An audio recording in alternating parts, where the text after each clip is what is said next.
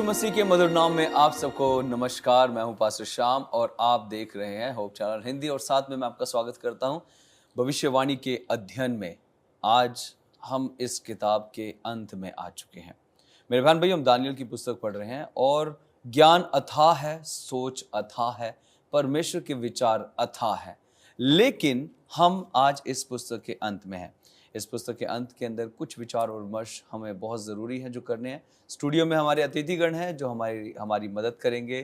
Pastor P M Lal ji, आपका स्वागत है और ब्रदर मार्टिन, आपका भी स्वागत है। आइए हम आज के अध्ययन की शुरुआत करेंगे पास्टर जी प्रार्थना के साथ।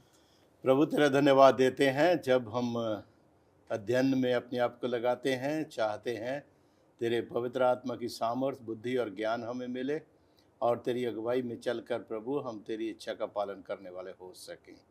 प्रभु यीशु के नाम से आमीन। आमीन। बहुत बहुत धन्यवाद पास्टर जी प्रार्थना के लिए। तो हम लोग लेसन के जिस तरीके से अंत में हैं, तो ये सवाल आता है कि जब हम अंत के समय में हैं तो दानियल हमें इस समय के लिए क्या बताता है? पास्टर जी धन्यवाद।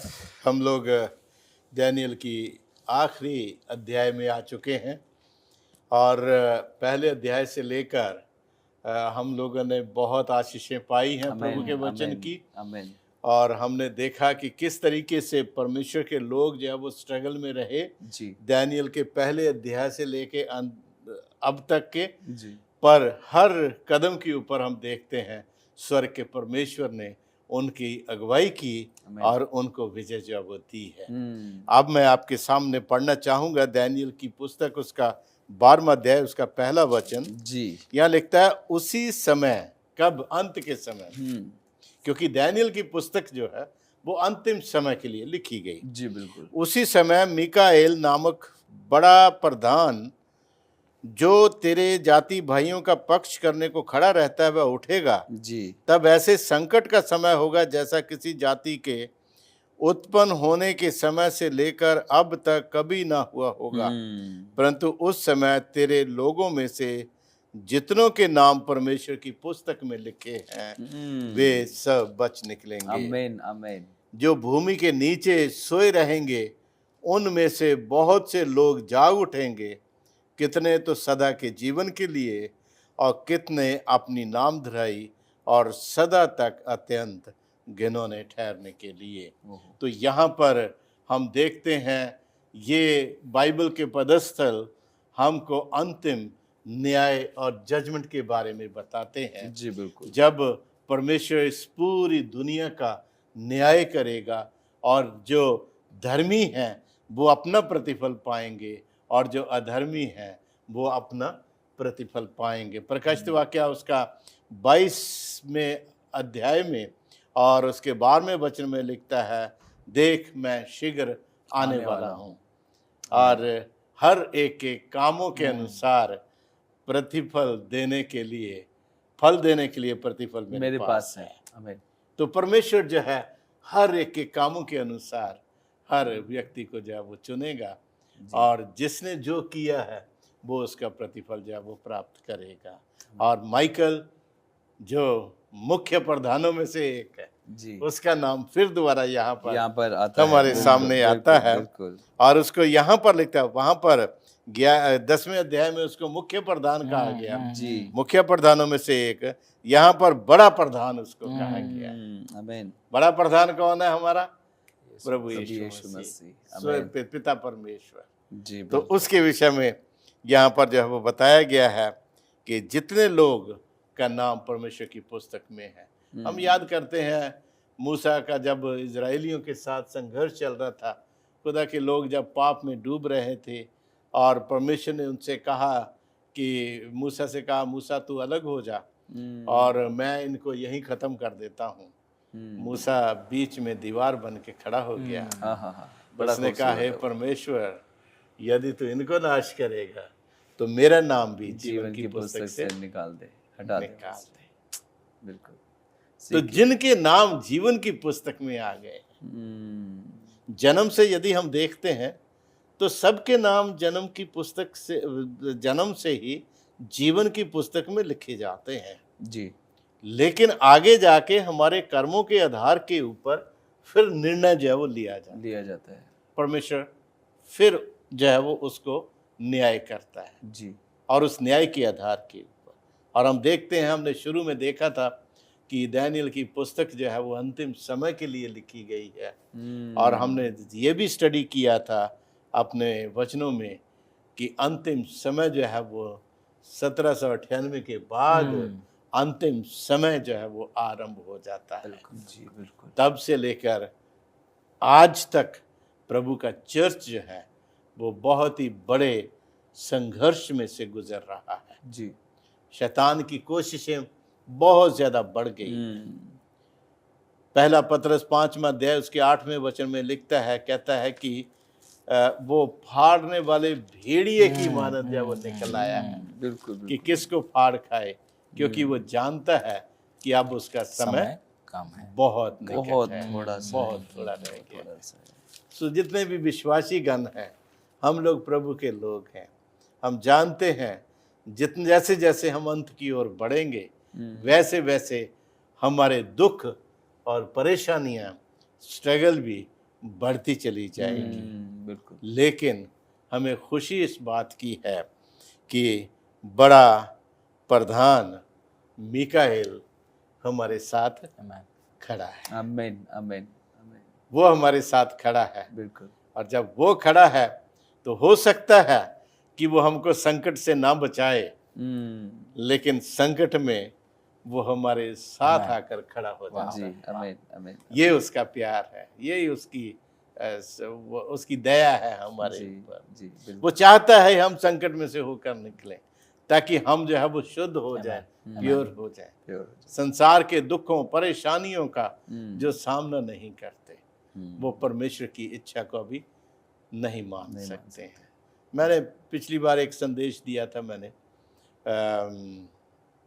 रांची में जी। मुझे मौका मिला, मैंने उसमें देखा those who are prodigals will be saved.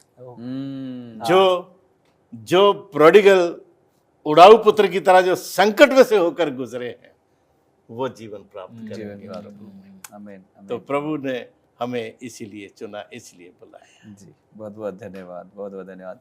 प्रिय दर्शकों, क्या आप चाहते हैं कि परमेश्वर का वो मिकाएल अर्थात प्रभु यीशु मसीह आपके साथ खड़ा रहे? तो जुड़े रहिए हमसे, मिलते हैं आपसे एक छोटे से ब्रेक के बाद।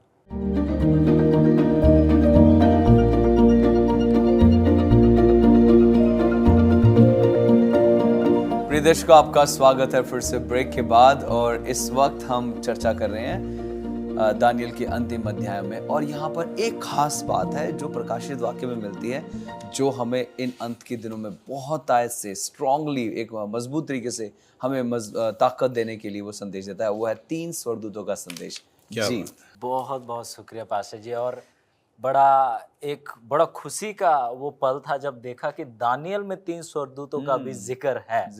भले उन्हीं शब्दों में नहीं है, पर उनका जिक्र है।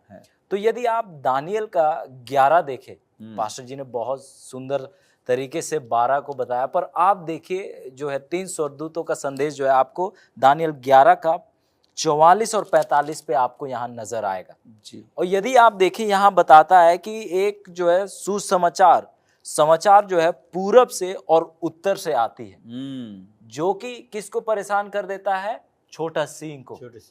ये कैथोलिक रोम को परेशान कर देता है। और जब परेशान करता है, देखिए आगे वो क्या करता है। इसीलिए वो बहुत बड़े क्रोध के साथ उनका नाश करने, उन्हें सत्यानाश करने के लिए जाता है और उनको पूरा बर्बाद। तो इस संदेश पे कुछ तो बात है, इसीलिए जो है वो क्या है, उनको पूरी तरीके से नाश करने जा रहा है जी। क्योंकि यदि आप देखें, ये 2 दिशाओं को देखें, पूरब को देखें और उत्तर को देखें, तो ये दिशाओं को अगर आप देखेंगे, ये जो है परमेश्वर के दिशा को बताते हैं। और उदाहरण के लिए हम देखते हैं कि लूसीफर की क्या इच्छा थी कि वो जो है उस उत्तर में जो है उसके सिंहासन में बैठे जी। उत्तर में कौन है? परमेश्वर का सिंहासन है, परमेश्वर है। तो आप देखते हैं उत्तर में जो है, ये उत्तर जो है चिन्हित रूप से स्वर्ग, जहां पर परमेश्वर विराजमान है, जहां से परमेश्वर शासन करते हैं, उसको जो है चिन्हित रूप से दर्शाता है। फिर अगर आप पूरब देखें, पूरब से आप देखते हैं कि हम अक्सर देखते हैं कि पूरब से स्वर्गदूत नीचे उतर रहा है। तो आप देखते हैं पूरब भी जो है दोबारा से उस स्वर्ग का ही संकेत है। जी। और आप देखते हैं कि स्वर्ग जो है ये पूरब दिशा में बताया जा रहा है और उत्तर दिशा में बताया जा रहा है, मतलब जहां परमेश्वर है। तो ये जो संदेश आ रहा है यहाँ पर, ये परमेश्वर का संदेश है, आमीन, आमीन। परमेश्वर की ओर से संदेश है। जो परमेश्वर खुद सत्य है और जो संदेश भेज रहे हैं वो सत्य संदेश है। और जहां सत्य है वहां छुटकारा है। परमेश्वर का संदेश रोशनी लाता है और जहां रोशनी गई है हम देखते हैं केवल जो है अंधकार वहां से भागती चली जाती है, वो खत्म होती चली जाती है। और हम जानते हैं कि ये जो कैथोलिक रोम है इसने लोगों को अंधकार पर ही रखा हुआ है। वो रविवार का विश्राम ही क्यों ना हो, वो अंधकार है जी। पर यहाँ पर जो लोग हैं, 3 स्वर्गदूतों का संदेश जो प्रचार कर रहे हैं, सेवंथ डे एडवेंटिस्ट कलीसिया इस पे सबसे प्रथम आती है, सबसे आगे आती है। हम देखते हैं कि वो सच्चाई का प्रचार कर रहे हैं जी। कि हमें कोई इंसान की पूजा नहीं करनी है पर केवल सृष्टिकर्ता की पूजा करनी है। आमीन। और अगर आप उपासना कर रहे हैं, पूजा कर रहे हैं, तो अगर सृष्टिकर्ता के अलावा कोई और है तो वो सही उपासना नहीं है। नहीं। क्योंकि एक देवी या देवता आप जो भी कह लीजिए, अगर वो सृष्टि नहीं कर सकता है, जीवन नहीं दे सकता है, तो वो उस लायक नहीं कि आप उसकी उपासना करें। बिल्कुल, सीधी बिल्कुल, बात है। बिल्कुल। पर हम देखते हैं कि यहाँ जो कुछ लोग हैं यही बता रहे हैं कि एक जिंदा परमेश्वर है, उनका एक दिन है, उनका एक नियम कानून है और वो जोर जोर से कह रहे हैं कि आप क्या करो, उससे बाहर निकल आओ, गड़बड़ी से आप बाहर निकल आओ जी। और उसके बाद हम देखते हैं कि जो लोग ये प्रचार कर रहे हैं वो लोग जो है यीशु मसीह जैसा वो क्या रखते हैं, धीरज धरे रखते हैं। आमीन। और जैसे दानियल 12:11 कहता है कि वो अपने जीवन से भी प्रेम नहीं करते हैं, अंत तक, मृत्यु तक वो लोग परमेश्वर के साथ वफादार बने रहते हैं। फिर यदि आप 45 को देखें, आप देखते हैं यहाँ पर जो है अपना जो तंबू है, तंबू जो है उसको गाड़ता है। और आप यहाँ पर देखते हैं शिरोमणि पर्वत का जिक्र करता है जी। और आप देखते हैं कि इसके बाद उसका अंत को यहाँ पर वचन बताता है। मतलब ये जो शिरोमणि पर्वत है वाकई में जो है परमेश्वर के लोग जहाँ इकट्ठा होते हैं, और जैसे हमने बोला कि ये वो भाग है जहाँ चश्मा बदली गई है जी। तो यहाँ पर वाकई में परमेश्वर का सच्चा कलीसिया है। और जहां जहां सच्चा कलीसिया है वहां वहां ये ताकत होगा और वहां उनके मदद के लिए नहीं पर उनको सताने के लिए वहां पहुंचेगा। पर वचन बताता है कि उसका अंत होगा और उसके सहायता के लिए कोई भी ना रहेगा। इसका अगर हम प्रकाशित वाकया की उम्मीद करते हैं बहुत जल्दी उसका भी जो एपिसोड्स आएंगे उस पे जब हम देखेंगे तो जो लोग, जो राजा होंगे, बड़े बड़े धनवान लोग होंगे जो उसके साथ होंगे, बताता है कि आखिरी समय में इस कैथोलिक रोम को जिसके साथ घूमते फिरेंगे, जिसकी उपासना करेंगे, जिसको बड़ा दिखाएंगे, उसको वो लोग छोड़ देंगे। तो ये बड़ा अद्भुत पढ़ाई है। और इसका जो है जैसे हम जानते हैं कि ये दानियल 8 का दानियल 11 जो 8 है, 8 से लेकर 12 जो है ये बंद किताब है। कब तक बंद रही? 1798 तक बंद रही, पर अंत के समय जो है वो क्या हो गई, खुल गई। और आज के समय में देखते हैं जब हम बिल्कुल करीब आ गए यीशु मसीह के आने के, हम देखते हैं इसकी गहराई हमें और नजर आ रही है। आमीन। और हम देखते हैं कि जैसा वचन में लिखा है वैसा पूरा होगा। क्यों हम ऐसा कहते हैं? क्योंकि जैसा वचन में लिखा था वैसा अब तक पूरा हुआ है। दानियल की हर एक बातें पूरी हुई है। बाबुल एक राज्य था, मेदो फारस एक राज्य था और इसके बाद यूनान राज्य भी एक राज्य था। फिर हम रोम देखते हैं, विभाजित यूरोप देखते हैं, उस समय में हम लोग जी रहे हैं। तो देखिए आज का समय इस बात का सबूत है कि बाइबल सच है पर लोग इस पे दोष निकालते हैं।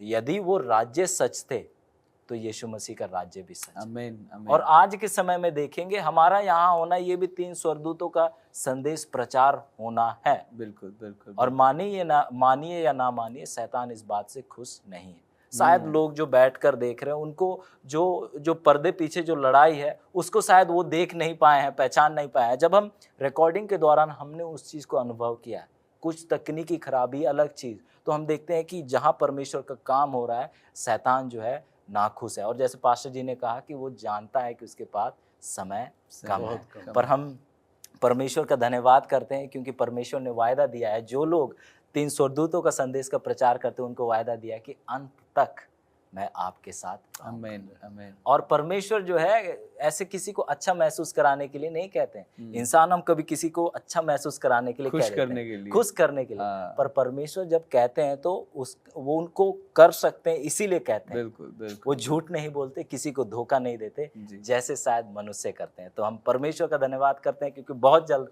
हम उन्हें देखने वाले हैं। आमीन आमीन आमीन आमीन। बहुत बहुत धन्यवाद। सच में ये एक खास वचन है, संदेश है। तभी ये जो बाइबल है हमें दी गई है, जिसमें शुरुआत अंत सब कुछ एक जैसा है, जिसमें प्रभु हमें जीवित रखना चाहता है। बहुत बहुत धन्यवाद इन विचारों के लिए। प्रिय दर्शकों, आप कहीं मत जाइएगा, हमारा अध्ययन यूं ही चलता रहेगा। मिलते हैं आपसे एक छोटे से ब्रेक के बाद।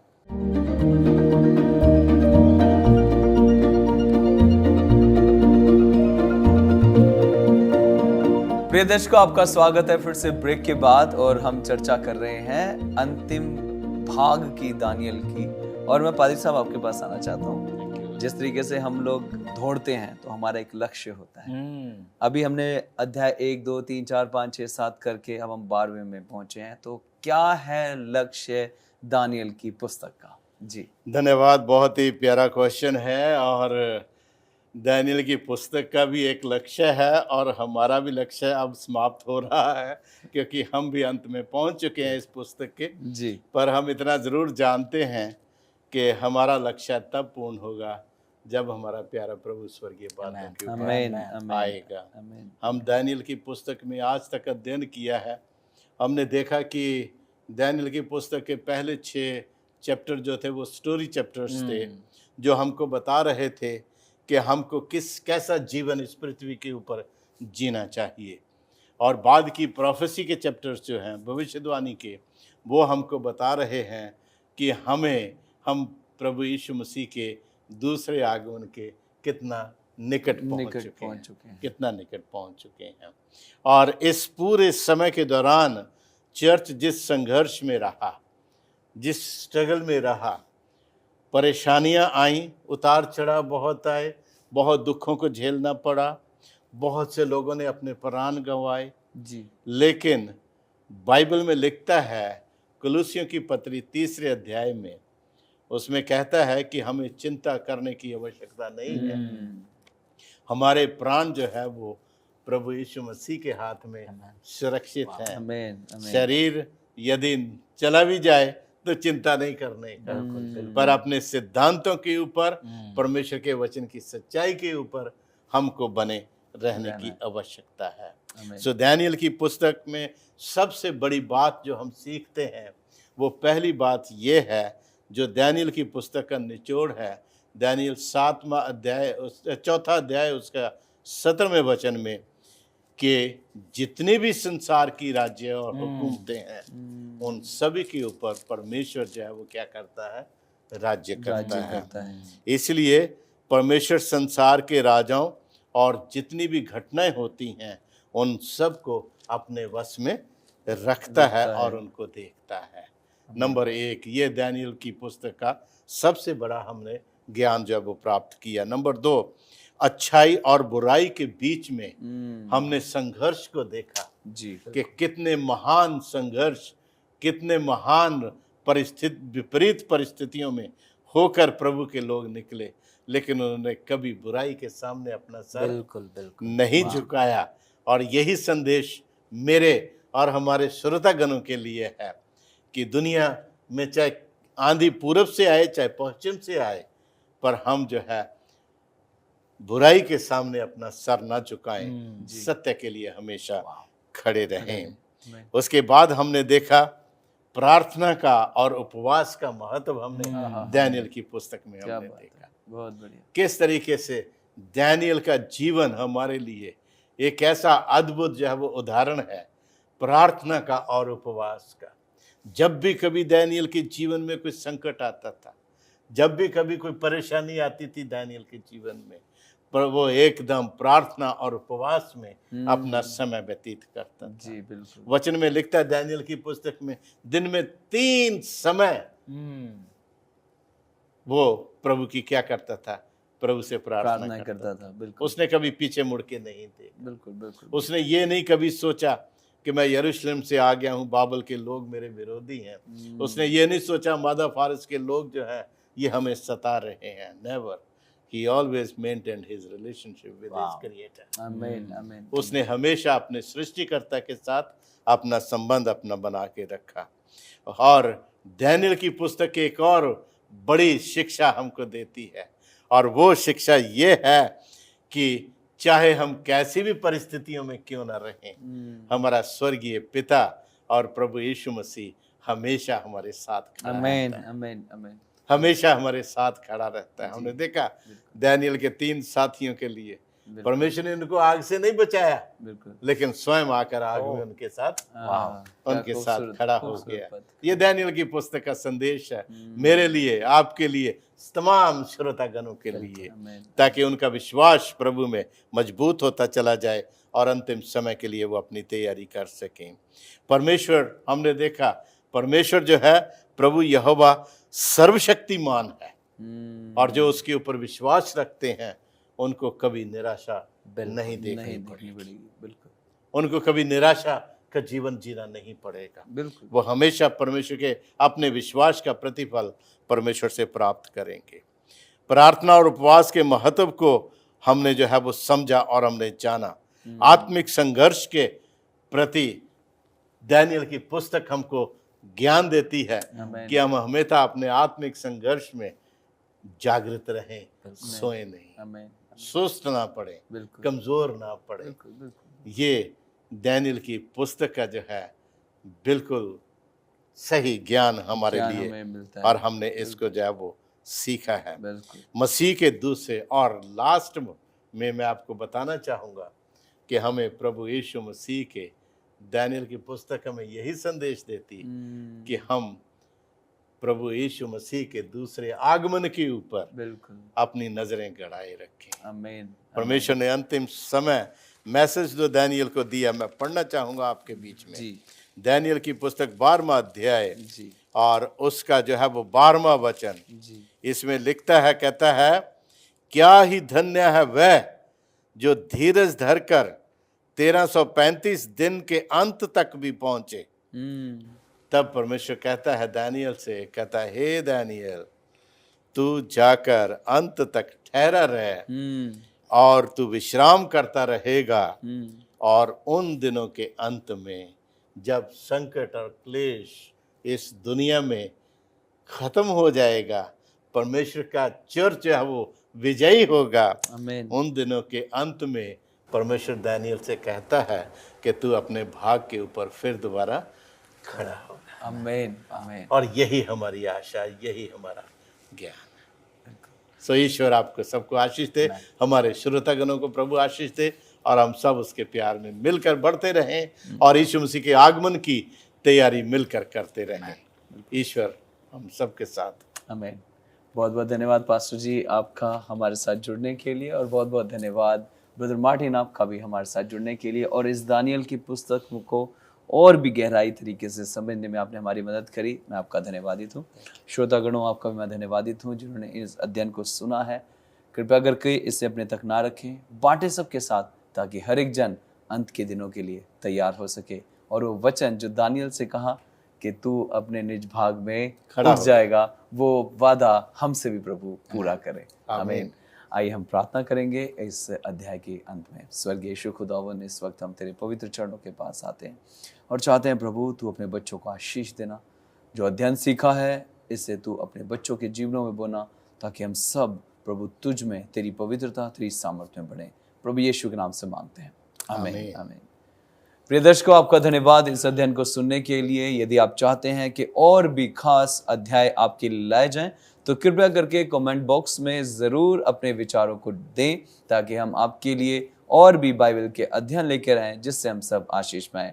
मिलते हैं आपसे एक नए अध्याय, एक नई स्टडी और एक नए बाइबल के अंश के साथ। तब तक आप सबको जय मसीह की हमारे साथ यूं ही बने रहिए।